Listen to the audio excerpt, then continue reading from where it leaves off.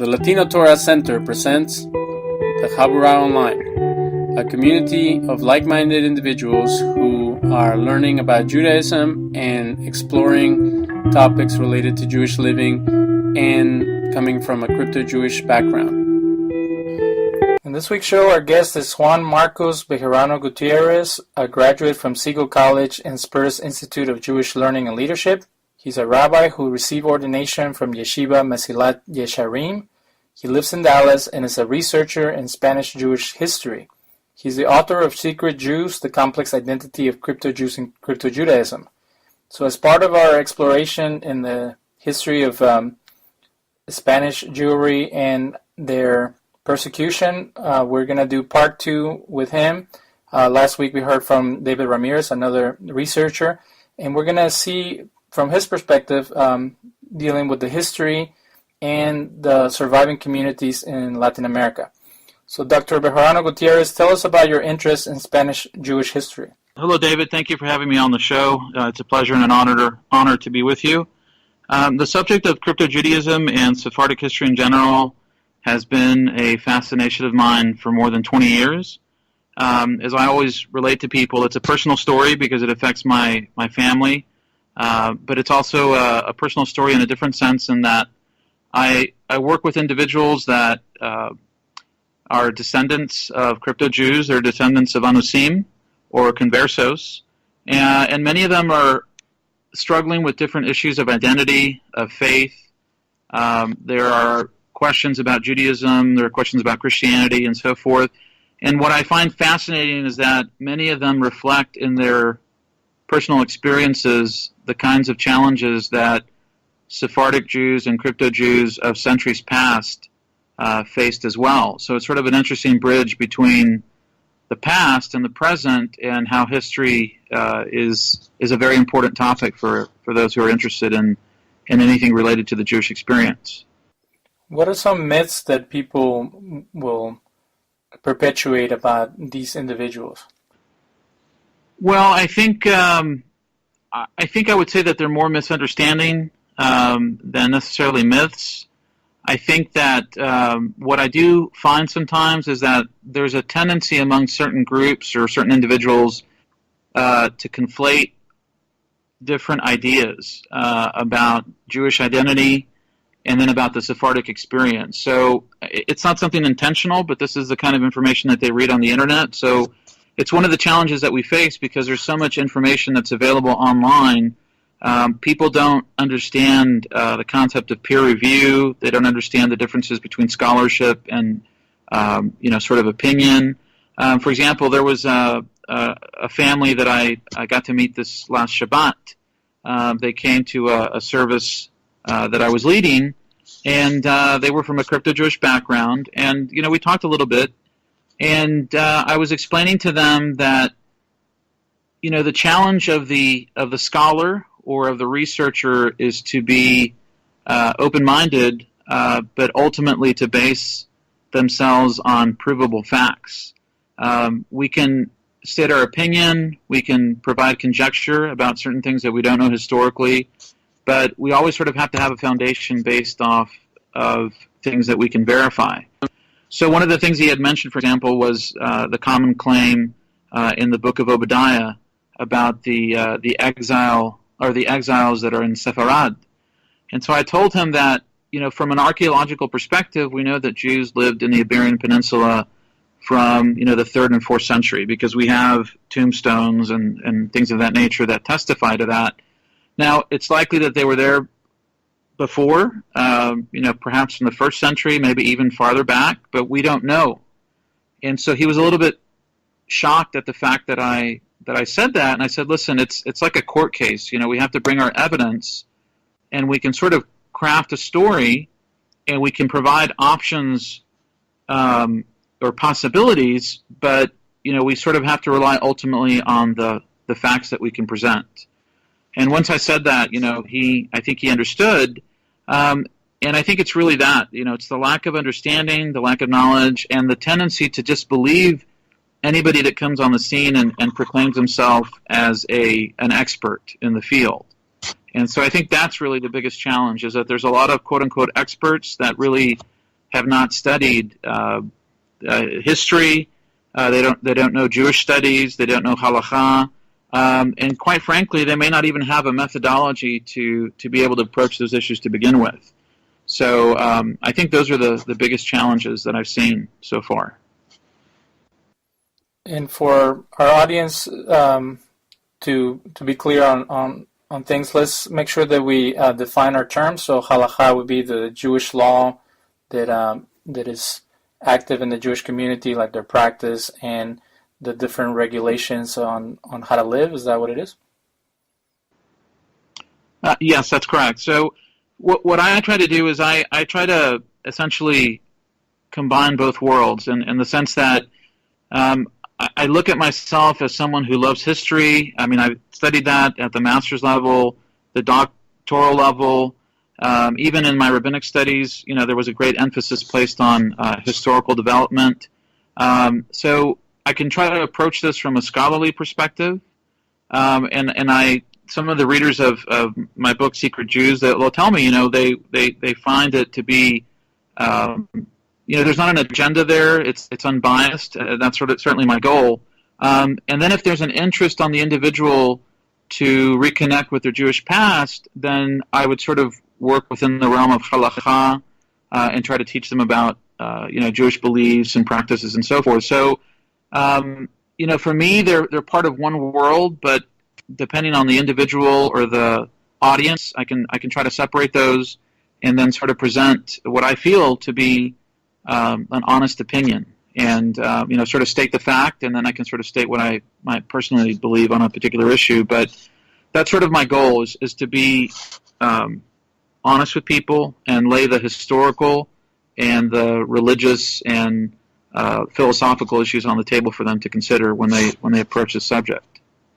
Well, here on The Mystic and the Skeptic, we want to hear as many opinions and perspectives as possible. So last time we talked to Mr. Ramirez about the history of how it all started. Let's go back in time to the beginning of this, and from your perspective, can you paint us a picture of the political and social climate in Spain at that time and how it developed up until now? I'll try to be extremely brief, but I mean, essentially, Jews have lived in the Iberian Peninsula for more than 1,000 years, and what's fascinating to me is that uninterrupted existence of Jewish life in Spain and in Portugal or in the Iberian Peninsula was longer than Jewish life in the land of Israel. The Jews in the land of Israel have undergone the exile in Babylon, of course, the destruction of the temple by the Romans in 70 CE, and subsequent dispersions until the land was effectively depopulated of the majority of Jewish residents. And so the Iberian Peninsula for Jews was unique because of the longevity of the experience and life there. Jews lived there during the Roman period. They lived there during the rise of the Visigoths, the Germanic tribes that had in part brought about the downfall of the Roman Empire, at least in the West. They lived there during the Islamic conquest of the peninsula. And then as the Muslim Caliphate fell and it became divided into different city-states, the taifas, Jews lived in this changing environment where many of them began to move into Christian kingdoms. So they really experienced the Roman world, the Visigothic world, the Islamic world, and then the Christian Reconquista, the reconquest of the peninsula from Islamic control. These emerging Christian kingdoms. So they really tasted and experienced, very complex political, economic, and social changes. And most people have a tendency to look at that period of time, as this sort of golden age. But I always remember the words of Rabbi Byron Sherwin of blessed memory. He said that it may have been golden, but it was probably golden only for a few hundred individuals, and those are the individuals that we typically read about, the great philosophers and poets and grammarians. But obviously, it was a better existence for the average Jew than it would have been in in France or in Germany or in other parts of the world. But it wasn't this kind of idyllic setting that people like to paint, where there were no issues. There was conflict that Jews experienced under Islamic rule, and there was plenty of violence and persecution that they experienced in the Christian world. So I'll just say one more thing before turning it over to you, is that by the 14th century, the Jewish communities of Castile and Aragon were really at their height. There were hundreds of thousands of Jews. They were doing well, you could say financially, politically. It was a generally successful community. And of course, all of that changed with the onslaught of violence that occurred in 1381. And for the next 100 years, we have a period of turmoil within the Jewish community because of the rise of these conversos, of these converts to Christianity, these Jewish converts to Christianity, who become this middle ground between the established Jewish community and then the established Christian community. And these conversos become, the focal point of Christian policy toward Jews, and also, in some sense, I think, reflective of the modern-day Jewish experience. And what I mean by that is that conversos were living in two worlds. They were baptized Christians who continued to have Jewish family. They lived in the same neighborhoods. They ate the same foods. They often celebrated Passover. They kept Jewish customs with their family, but they were legally Christian. And my point in saying that they're reflective of the modern era is that you can think about the American experience in the sense that Jews today are extremely influenced by the non-Jewish culture around them, to the extent that they don't even realize how much they've absorbed American culture and American perspectives on faith and ideology. So it's a very interesting point of connection to the modern period, and of course it was a very important concern for the church and the monarchs in the late 14th and into the 15th and 16th centuries in Castile and Aragon. How is this connected to the history of anti-Semitism? Well, I think that there's two elements that we have to consider, and that is that Christianity I think we could argue from the beginnings of the 2nd century of the Common Era, and some would argue even before then, but we begin to see elements of anti-Judaism and anti-Semitism fairly clearly in the 2nd century among the church fathers, the ones that, at least according to the church, followed the early Christian community, the apostles, and that anti-Jewish sentiment begins to build over the next several centuries. Jews experienced that kind of oppression under the Visigothic kingdom, and it's very interesting because many Jews, of course, were forced to convert under the Visigoths, but the fact that they were from Jewish background continued to distinguish them and to separate them from the rest of the Christian community. And we see that pattern continue on into the medieval period, well beyond 1391, when even if an individual was a quote-unquote sincere Catholic, the very fact that they were tainted by Jewish ancestry made them suspect. And so we have this idea that Judaism is not simply a belief, but it's actually a genetic disorder, so to speak. And what I mean by that is that individuals who were from Jewish backgrounds were thought to be inclined toward keeping Jewish practices and Jewish customs, but there was something within them that was innate, as far as many old Christians were concerned, that forever branded them as suspect. And so in the 1449, there's a famous incident that occurred in the city of Toledo. Many Jews who had converted, and these conversos had become prominent in public office. And there were accusations that many of them continued to practice Judaism secretly. Some of them were not so secret about it. Sometimes There were accusations that they were very flagrant in their observance. And the economic issues, the social advancement, the political advancement often brought the ire of old Christians. And what happened in Toledo and eventually spread throughout Castile and into the Kingdom of Spain over the next 100 and plus years was the incorporation and the adoption of the limpieza de sangre laws, which basically said that if you were of a Jewish background, and I think they would argue so many levels of descendants, I can't remember offhand, they would consider you to be suspect, and you would be your Christianity was suspect, and in some cities you were not legally admissible to become a public servant or become a cleric or to assume certain positions. Now, those limpieza de sangre laws were often flouted. Sometimes individuals would, of course, fake documents to prove that they were of old Christian lineage.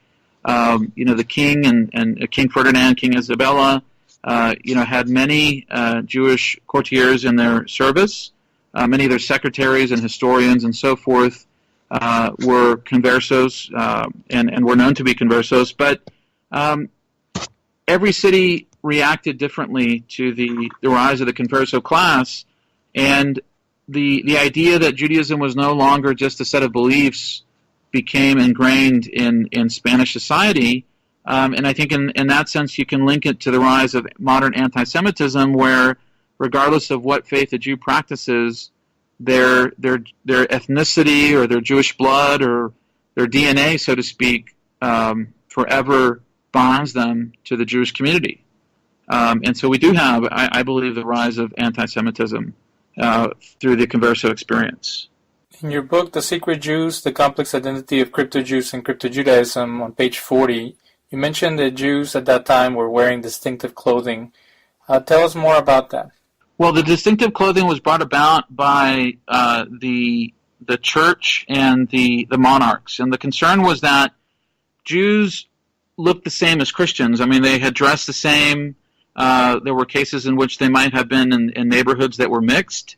They lived and they operated in society without restraint in many cases. But because of the rise of the converso class, the ability to distinguish a quote-unquote converso from a Jew was almost impossible.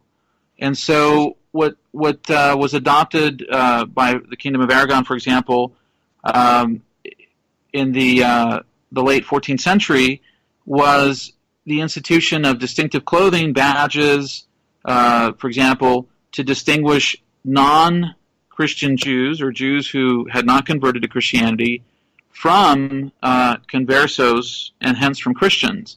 There was a great deal of consternation over the possibility that there may have been, romantic relationships between Jews and Christians. It's something that we see throughout the literature of the period. And so the monarchs wanted to ensure that there would be a clear distinction and delineation between these communities. Again, to what extent did all Jews do that? There may have been local exemptions, or they may have, found ways to circumvent that. But the idea of distinctive clothing goes back centuries before, where badges were introduced, by the church in different areas.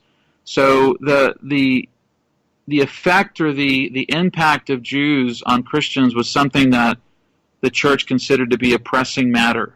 And so they had to find, in their mindset, they had to find a way of defending the Christian community against the influence of Jews and Judaism. Tell us about the process of forced conversion. I was shocked to find out what they did to Jewish children at that time. Well, of course, in 1391 and in other instances, there were mass riots that spread first in Seville and then throughout Castile and then through Aragon. The Kingdom of Portugal was spared that due to the efforts of their king, but entire families were killed. Other families, if there was often like a division within the family itself, part of the family may have converted, they may have submitted to baptism. There were cases in which the grandparents may have remained Jewish, and the children and the grandchildren would convert. But the church saw children as sort of the key in many ways.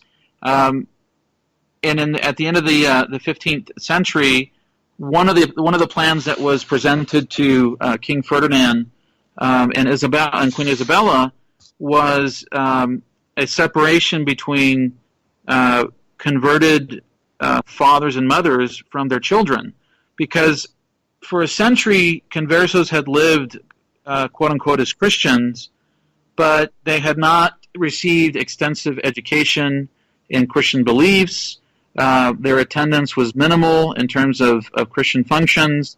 There wasn't really a lot of enthusiasm on the part of the church and clerics to teach them. But the idea that Jewish practices remained part of converso identity is very easy to understand. They hadn't become Christians, willfully for the most part. They lived among their families. They had connections, cousins, and so forth that had not converted. So there was an ability to maintain some Jewish connection. And so the proposal that was made to King Ferdinand and Isabella, especially in the wake of approximately another 50,000 Jews that chose to convert and stay in Spain in 1492, was that their children be separated from them and raised in old Christian families. And the idea, of course, there was that only supervised visits would be allowed, so that the old Christians and the church could monitor the influence of parents who had been born as Jews on the children. Now that ultimately was not adopted, but it shows you the extent to which Judaism was considered a threat, the likelihood of conversos reverting back to Judaism, how likely that was perceived. And then it also shows you something else, is even after Jews had been expelled from the peninsula in 1492, there was an acknowledgement on the part of the Inquisition and on the part of the monarchs that Judaism could still be observed in some form or fashion for generations. I mean, it had existed for 100 years under attack, but conversos had the reinforcement of Jews who had not converted. But I think the fact that they were willing to consider these kinds of things reveals how strong Jewish identity remained among the conversos, that they would even consider this. So I think that's quite telling. In your book, you mentioned that there was a couple of instances where some of the persecuted people took up arms against their foes. Can you tell us a little bit about them? Yes. In 1449 in Toledo, and in various cases, I think it's 1467, 1473, there are various cities, I think in Ciudad Real. I don't have my notes in front of me, so I apologize. But, conversos were not sitting back and allowing old Christians to riot against them without any consequence. There's a description of a battle that took place where I think there was something like 300 conversos that formed like a militia, and they basically threatened the rest of the town that if any one of them was touched, they would react violently. There's cannon involved. There's another occurrence in the book that I talk about actual siege engines being used. I mean, it's like a story. I mean, it's a novel, for lack of a better term. It's amazing the extent to which conversos were willing to take up arms. I also discuss in the book, of course, I think a little bit of information on the action of some conversos against the establishment of the Inquisition. There's the murder of Pedro Arbues. There's different assassination plots that are planned against other inquisitors. I mean, it's a community that is striving to protect itself. And if the church and if the monarchs were not willing to defend them against, perhaps real or false accusations, many of them were willing to take up arms and defend themselves. So it's interesting, and your question leads to another point, is that by the 1450s and 60s, many conversos supported a strong monarchy. And they supported a strong monarchy because they believed that the monarchs would be able to protect them and the Jewish community. So the Jews who had not converted were in favor of a strong monarchy.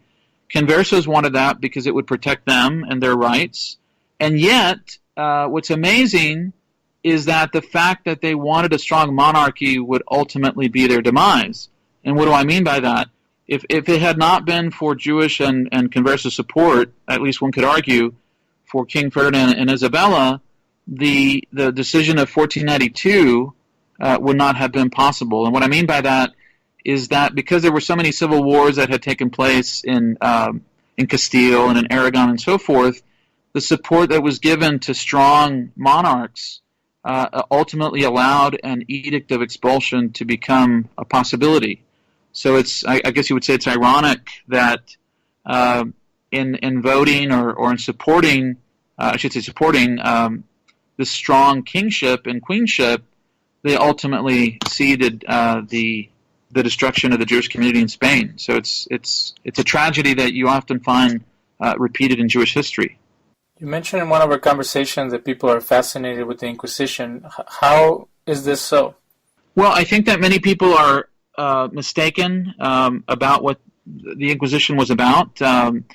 Most people that I talk to that are not familiar with Inquisitional history do not understand that the Spanish Inquisition and of course the Portuguese Inquisition, when it was established, their focal point, or their focus in the first several decades of their existence was specifically on the threat of Judaizing among conversos.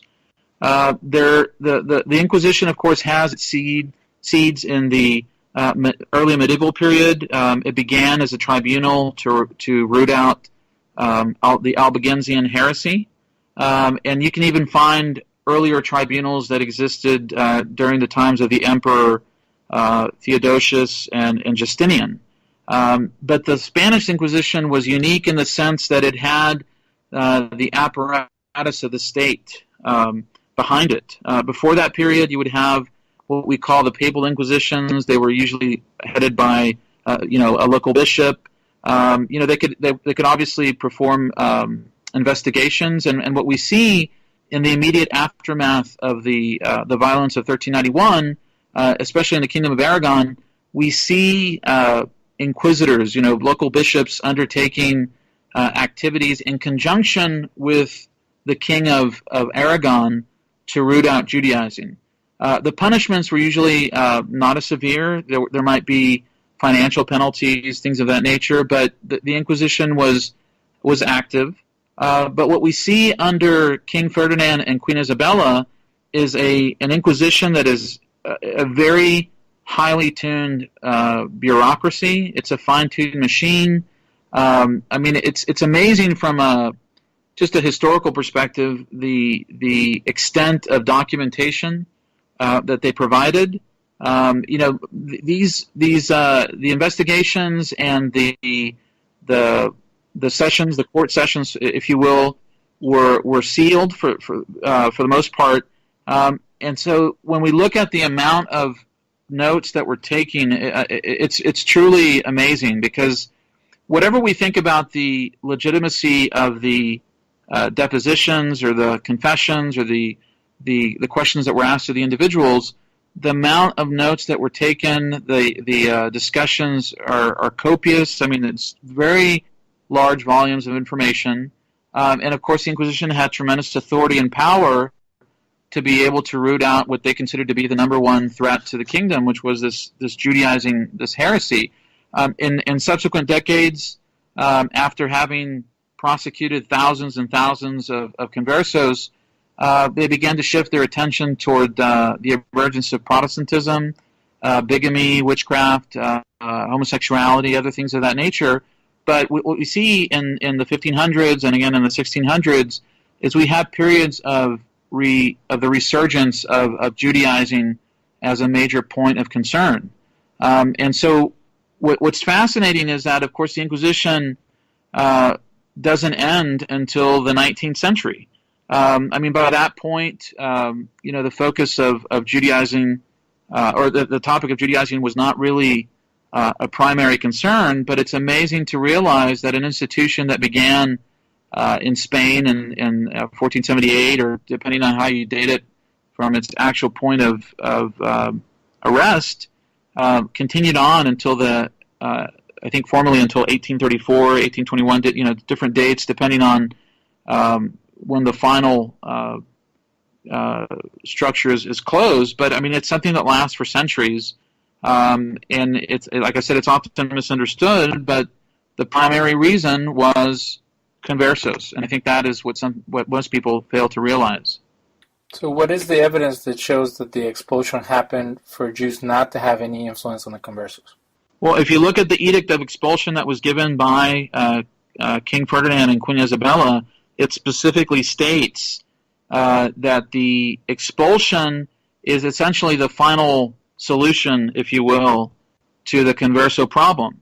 And what they say is that, I'm paraphrasing, we've had an Inquisition that has been active. They've documented that, conversos are receiving help from non-converted Jews, in a variety of ways. They're being taught Judaism. The Inquisition has been, attacking this problem, but we realize that unless we remove the root of the problem, Judaizing will always be a challenge.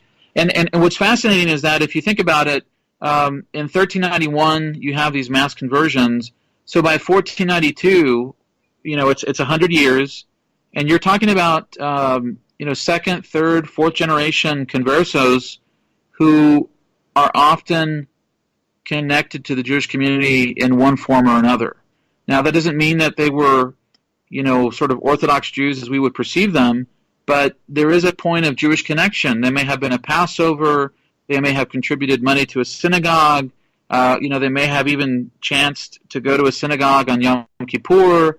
There's different things that they did, but as long as Jews remain there, it was a very strong point of encouragement to conversos to return. And I highlighted in Secret Jews various examples where, you have a family member who invites their converso cousin to come over to their house to celebrate Passover, or they spend time with them, and of course they're eating kosher food, they're drinking kosher wine. I mean, it's something that reinforces the experience of being Jewish, and it's very interesting. I think you'll find this fascinating. One of the individuals that visited a service that we had at our home about a month ago, he had read, he was reading Secret Jews, and there was a quote that I had that, feasting or eating at a Jew's table was a tremendous experience for a converso, because what they could theorize about Judaism, what they might read about it, what they might hear about it, was not the same as an experience in a Jew's home. They would recite the brachot, the blessings before the meal. They would eat kosher food. They would sing, if it was on Shabbat, they might sing Zemirot, or they might do the Birkat Hamazon, the grace after meals. It would be a Jewish experience that was unequal to them. And what was fascinating to me was that this individual who, is coming from a crypto-Jewish background said that he felt the same thing. He ate with us. We davened, we prayed, we sang songs. I mean, he felt that he was living out something that he had read about, from the 14th and 15th centuries. So it was an amazing experience for those individuals to have the reinforcement and encouragement of Jews who had not converted, and it often motivated conversos to leave the peninsula, to return to Judaism, and oftentimes, even if they didn't leave, to take very bold steps to maintain Jewish identity while they lived in Spain. So how did the leaders of the Jewish community feel about these forced converts? Well, I think that, like anything, there is it's a wide spectrum. I would say that if I had to describe it briefly, I would say that they were always open to conversos returning to Judaism. I think the extent of discussion on this topic is reflected in quite a few responsa. You know, these you have a community that is asked a question about a woman who is a converso woman who is married in Spain to another converso. You know, she has a ketubah, she leaves, and a community in North Africa, for example, might be asking, what do we do? You know, does she have to get a get? Does she have to get a legal divorce? Is the marriage valid to begin with? And you have these kinds of questions. You have questions about the kosher status of wine that is under the supervision of conversos. You have conversos writing questions about, what do I do in certain circumstances that, I have my non-Jewish neighbors, my Christian neighbors that are going to see what I'm eating. It's Passover. If I don't eat, if I eat chametz or if I eat leaven, is that acceptable? I mean, there's all kinds of correspondence that take place, and the very fact that these questions are being asked shows you that conversos were something that were important to the Jewish community. And I would suggest that in most cases you find a desire on the part of rabbis and communities to welcome them in, and to make allowances under Jewish law, to find scenarios where they can be flexible with Jewish law, to embrace them. And I'll give you one example. The problem of marriage was a great consideration, because you often had women fleeing the peninsula to join Jewish communities in the Ottoman Empire or North Africa. And if the rabbis were to consider converso marriage as valid, it was actually detrimental, because then the woman would be forced to get a divorce document from her husband, and of course that would entail physical and danger, but also the practicalities of undergoing a trip like that. And, that period of time was also extremely complicated as well. So sometimes the rabbis make decisions that seem to be negative with regards or with respect to the Jewish identity of conversos, but they're actually beneficial, because their concern is to deal with the individual that has made it out, and not necessarily with the theoretical status of the conversos that had not made it out. In other cases, there's a incident that I recorded in the book where there was an individual in I can't remember if it was in Venice, but it was in the Italian peninsula, and he had fled the Iberian Peninsula. He was very sincere about Judaism.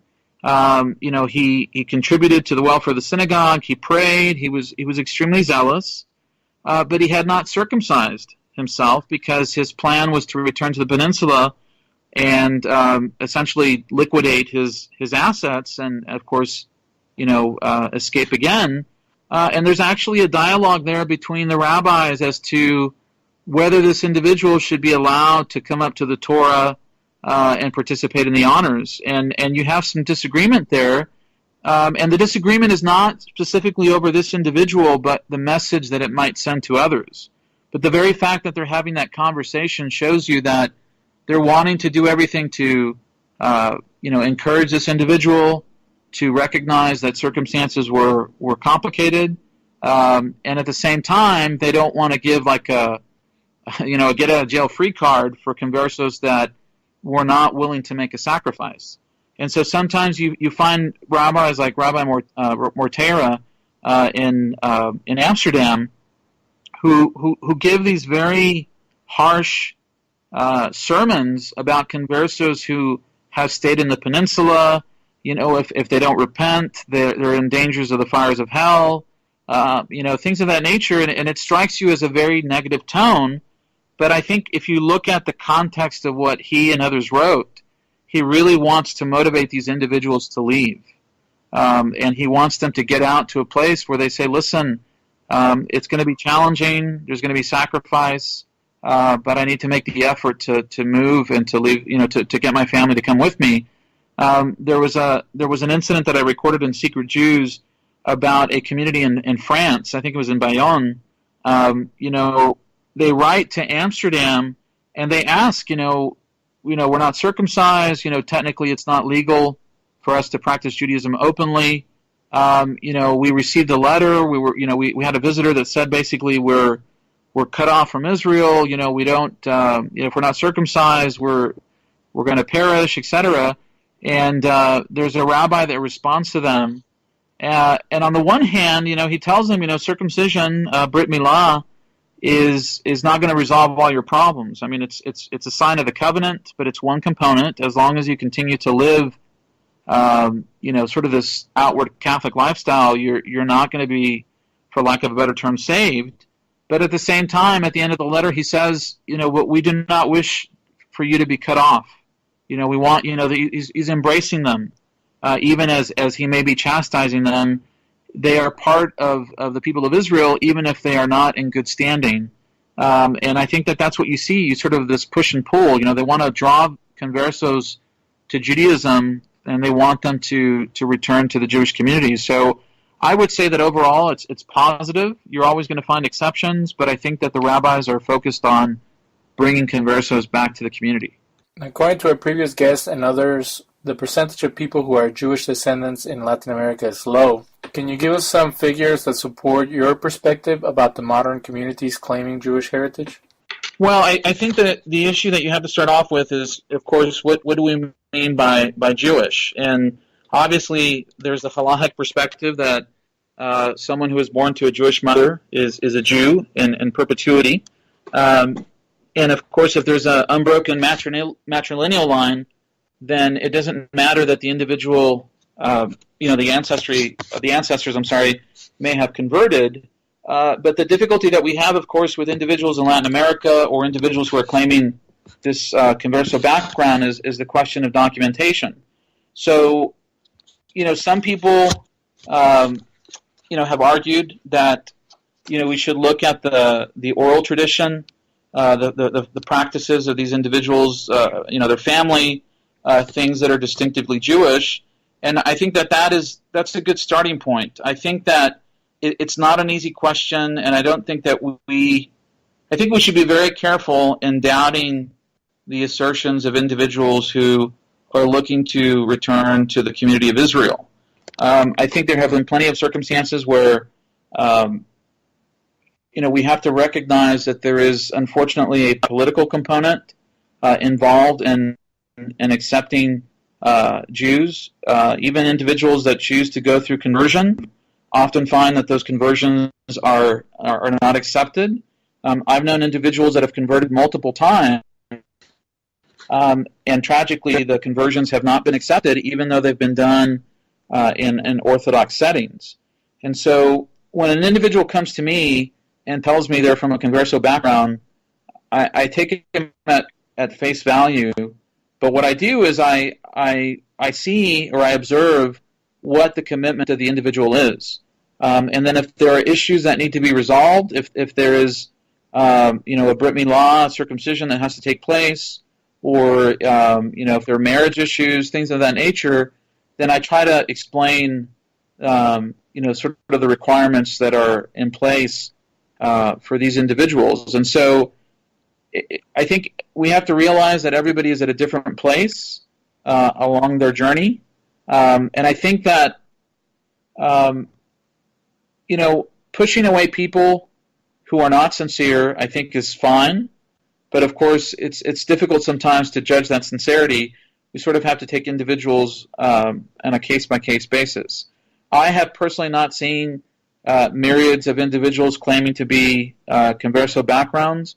So I know that others have claimed that, and they usually point to occurrences of churches in Latin America or something. But I think for the most part, those are isolated incidents. I think it's difficult to dismiss someone's claim without understanding where they're coming from and their personal history, the background, the oral traditions that they have.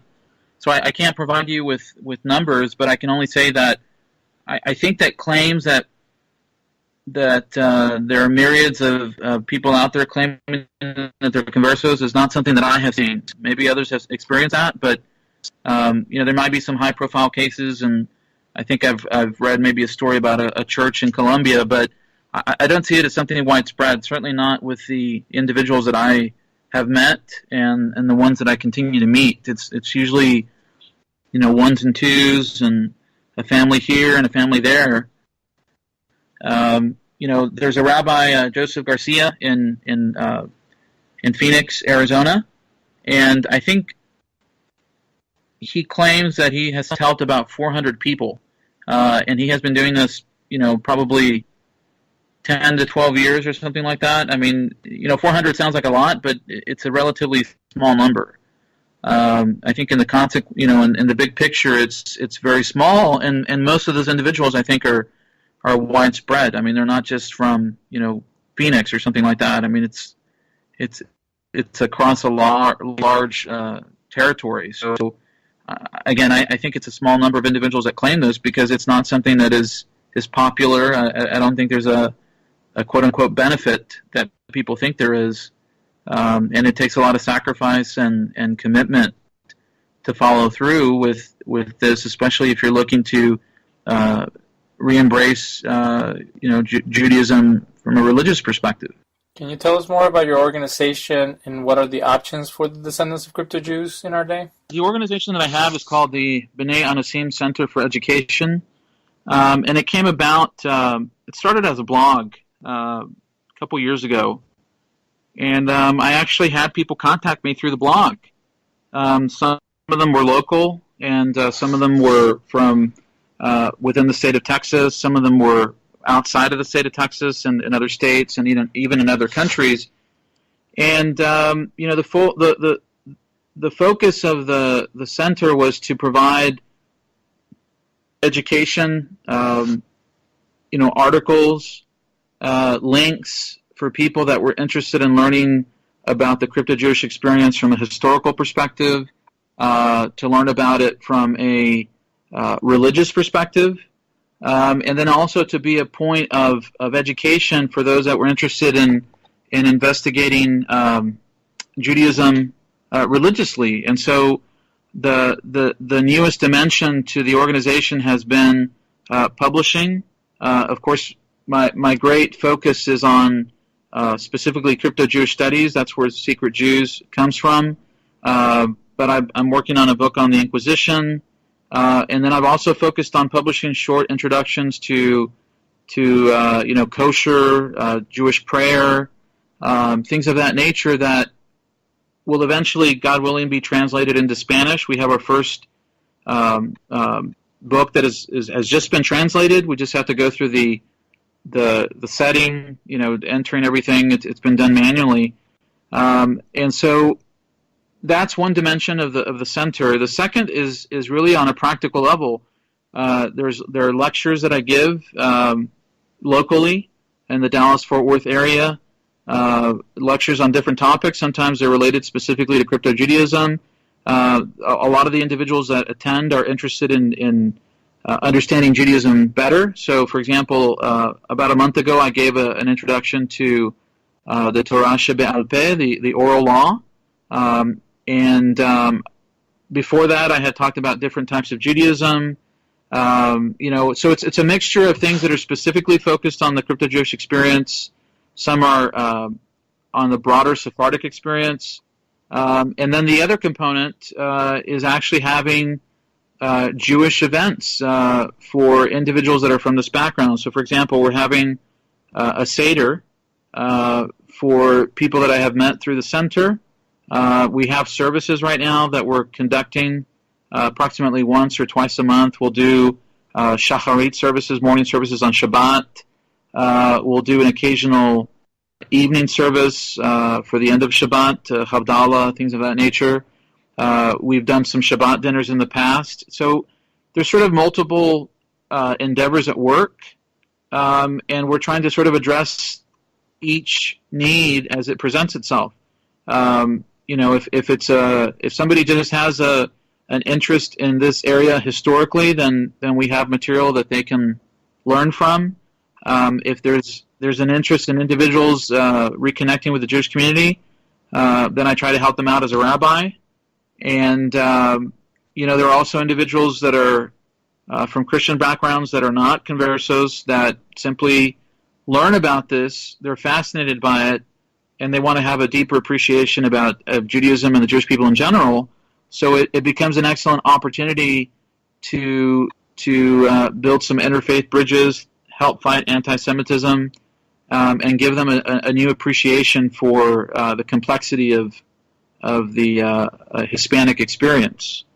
So those are things that we're working on, and I think you didn't mention it, but I'm a full-time engineer, so that takes most of my time. But these things are very important to me. I'm very passionate about them, and it just excites me to be able to connect with people in different cities, different states, different countries, and it's ones and twos, but it does add up, and it is fascinating to connect with other individuals that have this interest and this passion.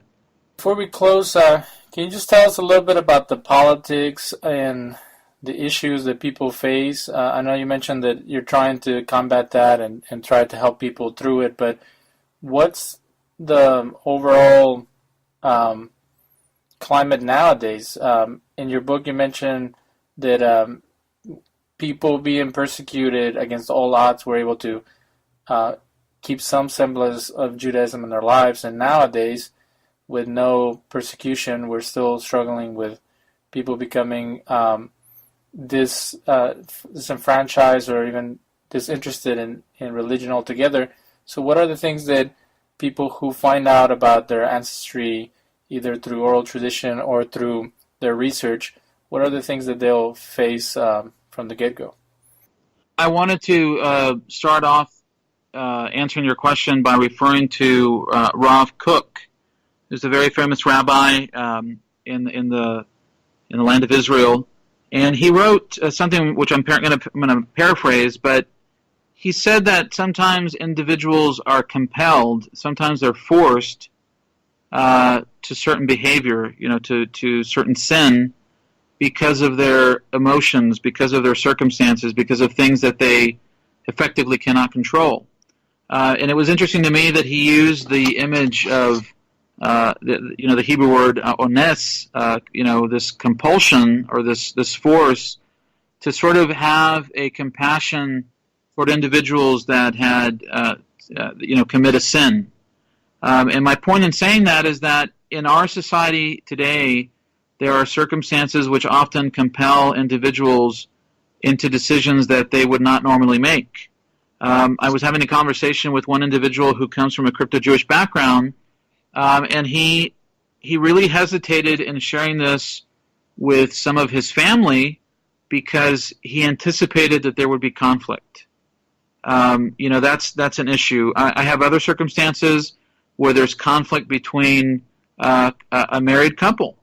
There's issues with the greater family. There's not an openness. Maybe the family is religiously devout. They might be Protestant, or they might be Catholic, or they may not have any religious background, but they may have an element that in them that really shuns the Jewish community. So I think the most important challenge that people face is the familial one.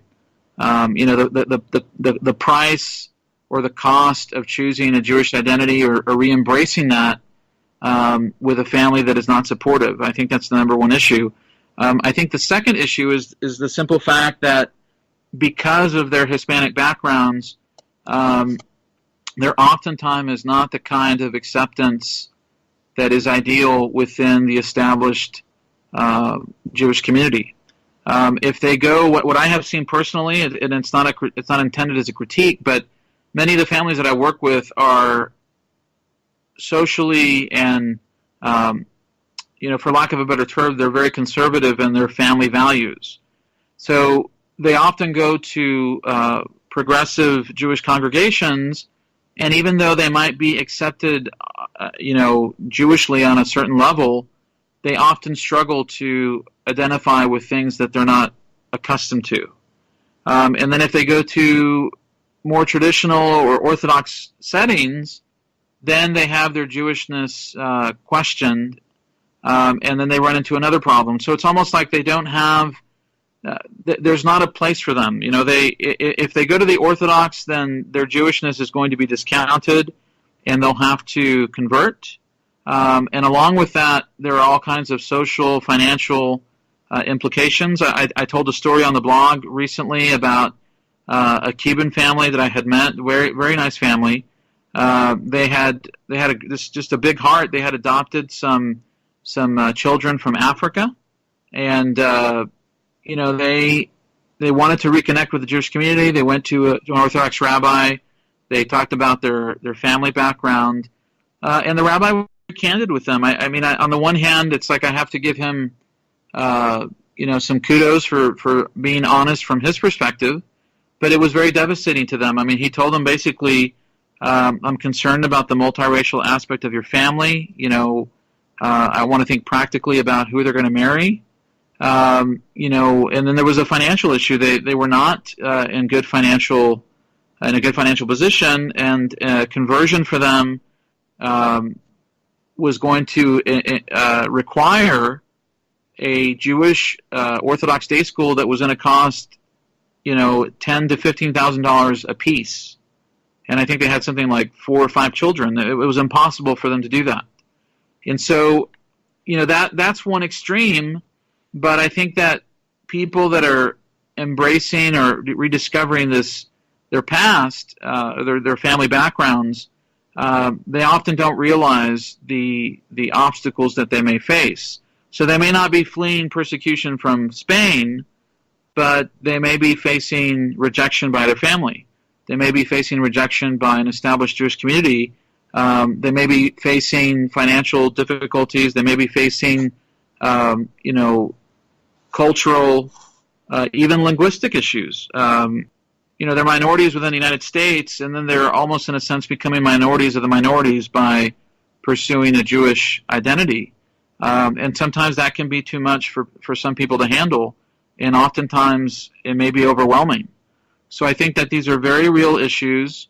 You know, they may not be violent in terms of the suffering that people face, but they're real nonetheless. And I think that what I hope to achieve is at least lend an ear to them and let them know that somebody understands, you know, where they're coming from. On a final note, there's a big section in your book about the people who were conversos or crypto-Jews who were just so disenfranchised and so discouraged with religion altogether that they became the first skeptics and the people who kind of brought in naturalistic philosophy. And I came across the book Nothing Sacred by Douglas Rushkoff, where he talks about how nowadays religion is losing its relevancy.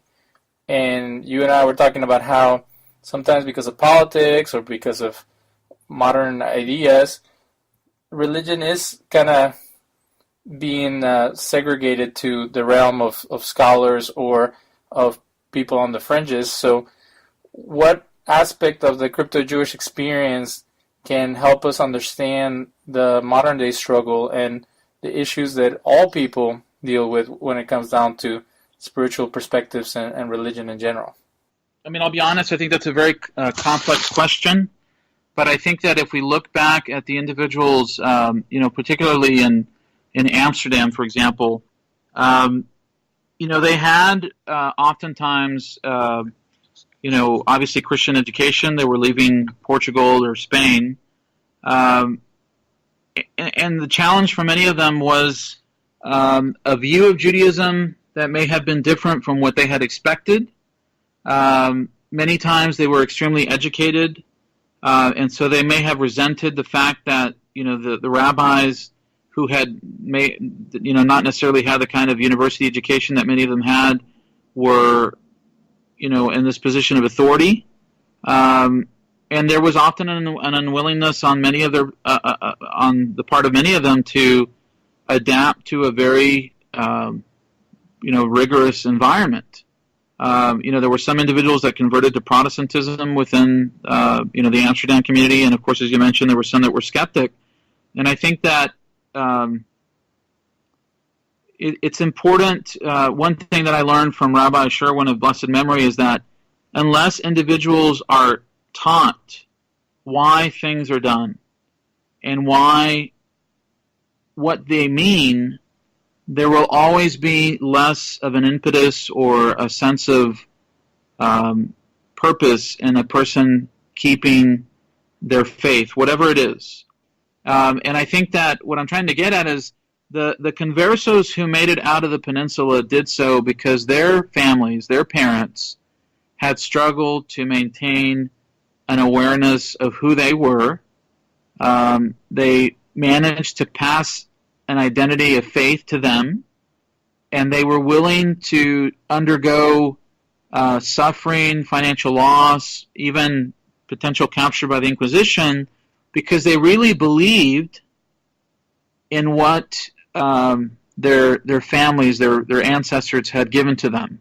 It may have been imperfect, it may have been partial, it may have been flawed, but they gave them this idea that they were linked to the people of Israel, that they were Jews, and that they had an obligation to maintain that identity with them into the future. And so I think that unless Jews do something because they really believe it, Jewish identity will fade. And I think that it's interesting that someone like Baruch Spinoza or Benedictus Spinoza was actually an individual that grew up in the community. So sometimes you have these situations where an individual grows up in a religious context and still chooses to abandon it, still chooses to essentially leave the community. So it's not so clear cut sometimes. It's not just because an individual may not have that background, but even after having that background, certain individuals find other perspectives alluring. And it's something that we can't necessarily diagnose, but on an individual basis. But I think that the Converso experience illuminates our understanding of our situation in America and of Western Jewry in the sense that we have a struggle to live in two worlds, and how we integrate the Jewish world into our daily life will ultimately be the arbiter of whether we're successful or not. Well, thank you so much for your time, Dr. Bejarano Gutierrez, and we hope that in the future we can have you on again to talk about philosophy, religion, or how spirituality can still be relevant. If people want to find your book, how can they get a hold of it? They can obviously go to Amazon and just type in Secret Jews, and it will come up. As I mentioned, there's several books that I have published. And you can also visit crypto-Jewisheducation.com, crypto-Jewisheducation.com.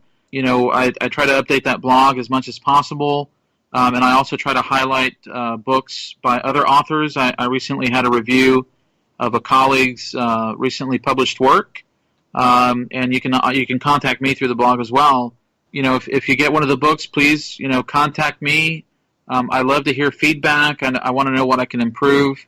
If something's not clear, I really appreciate the engagement, and I want it to be a work that is improved on in the future. Regardless of the revisions that it takes, I want it to be sort of a living document that can be added to and improved on for the future.